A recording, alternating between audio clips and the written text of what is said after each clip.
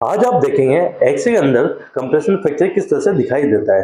तो फ्रेंड्स, सबसे पहले जब भी किसी को किसी प्रकार का ट्रॉमा होता है, इंजरी होती है, उसको एक्स-रे करा लिया जाता है। एक्स-रे के अंदर हमारे दो व्यू होते हैं, एक तो होता है एपी व्यू और एक होता है लेटरल व्यू। ये हमारा लेटरल व्यू है, ये है एपी व्यू। आप देखेंगे जैसे कि ये हमारी वर्टिब्रा है, इस तरह से आपको वर्टिब्रा की साइज इस तरह से रहनी चाहिए। उसके बाद में दिया देखेंगे यहाँ पर L4 और ये होगी L5। तो L5 में आपको यहाँ पर स्पेस कम नजर आ रही है, यानी जो हमारी वर्टिब्रा है वो आपको पिछली हुई नजर आ रही है, यानी कंप्रेस हो रही है। तो इसे हम बोलते हैं कंप्रेशन फ्रैक्चर। आप देखें ये हमारा L3, L4, L5।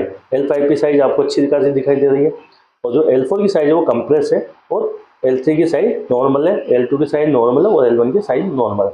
तो इस तरह से जब भी कंप्रेशन होता है तो उसे हम बोलते हैं compression fracture of the spine. आज आप देखेंगे एक्स-रे के अंदर कंप्रेशन फ्रैक्चर किस तरह से दिखाई देता है। तो फ्रेंड्स, सबसे पहले जब भी किसी को किसी प्रकार का ट्रॉमा होता है, इंजरी होती है, उसको एक्स-रे करा लिया जाता है।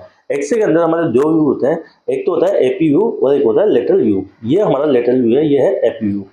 आप देखेंगे जैसे कि ये हमारी वर्टिब्रा है, इस तरह से आपको वर्टिब्रा की साइज इस तरह से रहनी चाहिए।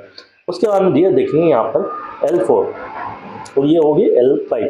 तो L5 में आपको यहाँ पर स्पेस कम नजर आ रही है, यानी जो हमारी वर्टिब्रा है वो आपको पिछली हुई नजर आ रही है, यानी कंप्रेस हो रही है। तो इसे हम बोलते हैं कंप्रेशन फ्रैक्चर।